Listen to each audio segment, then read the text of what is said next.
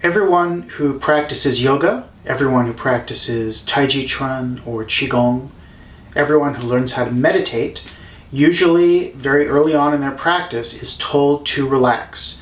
And learning how to deal with relaxation and tension is one of the most important things that you're going to do, and it's one of the first things you're going to do. Being told to relax is usually one of the first bits of instruction that you get, and your first response usually is either, I thought I was relaxed, or I can't relax, or this is relaxed for me. So in this series of videos, we'll do a series of probably 2 or 3 short videos. We'll talk about the importance of tension. We'll talk about the relationship between tension and relaxation and awareness.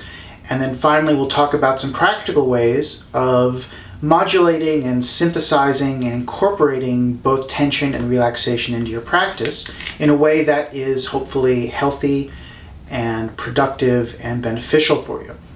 So to start with, it's going to be important to discuss the importance of tension.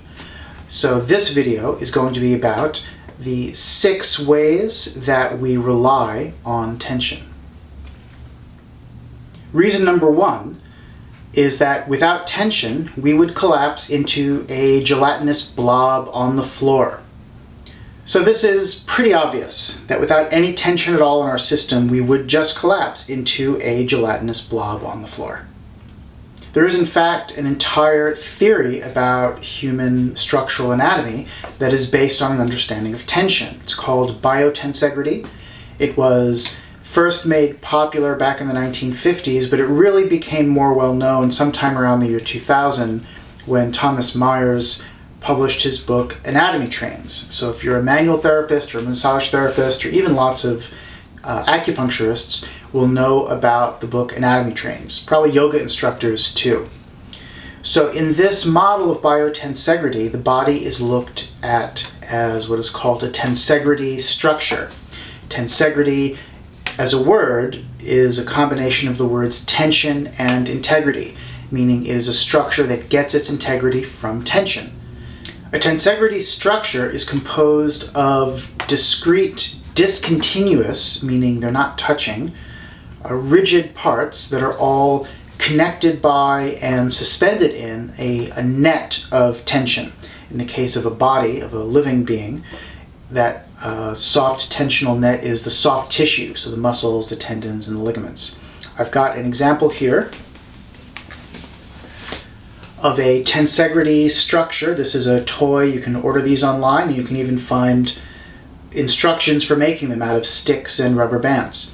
So you can see it has these sticks, which are the hard, rigid structures, and they are connected solely by rubber bands. So there is only tension holding this together. None of the sticks are in contact with each other the way that we imagine our joints, for instance. This is actually a model of how the human body works. So we would think of the bones as being the rigid parts, the rigid members, like these wooden sticks. But you think that the bones actually touch each other at joints, right? We have like an elbow joint where we've got bones meeting bones, and that's how it works. But really, the bones don't actually touch, at least not in a healthy joint. In any joint that requires any amount of movement, there's separation of the bones from each other by connective tissue, by synovial fluid inside the joints. And so in a lot of weird ways, this odd kind of structure here is representative of one way of looking at how the body functions. And also there are all sorts of interesting clinical applications to this idea of tension. How if I stabilize one corner here and then I pull at an opposite corner, everything between those 2 points is affected. Everything moves. So if I'm applying a force somewhere off here, there's a change in tension in this rubber band here and this one here and all the ones down there. The relationships between all the rigid parts is changing. So there are implications for manual therapy, for physical medicine, for orthopedic work with this model.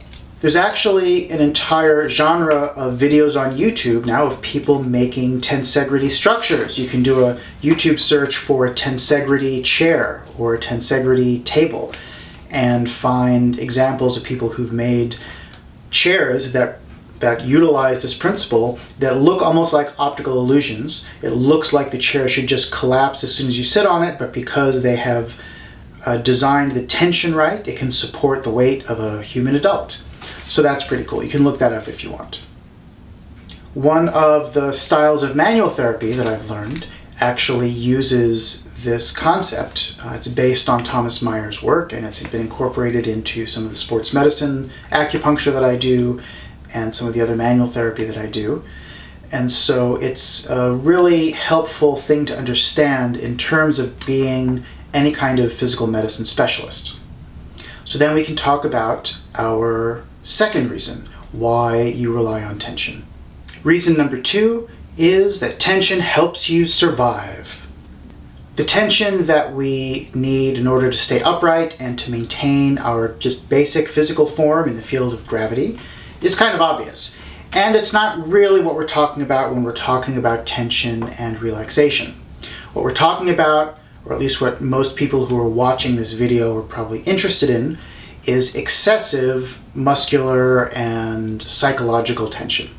But when we talk about this kind of tension, it's really important to realize that it plays a fundamentally important role in our survival, in our evolutionary history.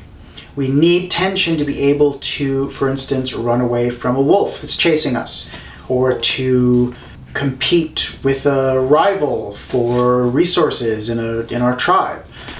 All of these different aspects of our evolutionary history are aided by our capacity to hold tension in our bodies in various ways.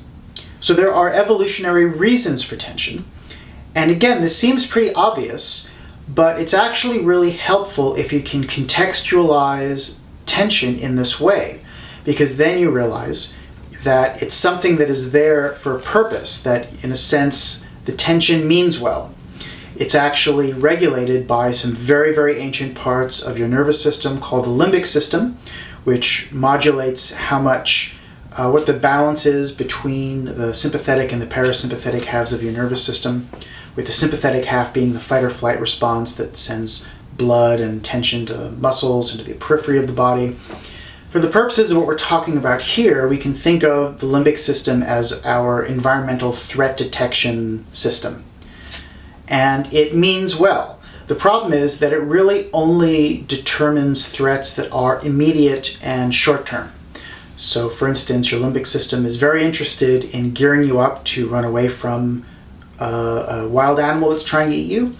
It is not really concerned about whether or not you end up with ulcers or tension headaches 10 years down the road from the accumulated stress of holding this kind of tension in your body. But it basically wants to increase your chances for reproductive survival. So it has that, as with most of the other physiological systems in your body, as its basic goal. So again, it means well, and it can be really helpful to keep that in mind as we progress through some of these ideas. The third reason that we rely on tension is that tension creates our self-image. Your basic model of who you are physically.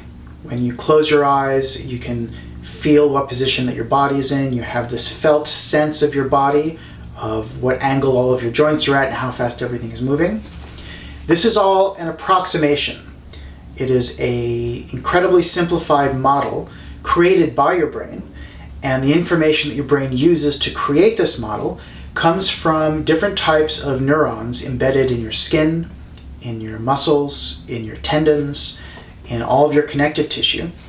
And what these neurons do is they send signals when they are stretched, or when the tissue that they're embedded in is stretched, when the tissue is put under tension. So there are all sorts of these, what are called proprioceptors, that are sensitive to stretching and to changes in tension. And so this tension that's coming from every part of your body is the information that is the basis for your entire physical self-image. So your ability to feel what's going on in your body at a gross anatomical level is based on your nervous system's ability to accurately sense and interpret these signals that are produced by tension. The number 4 reason that we rely on tension is an extension of number 3.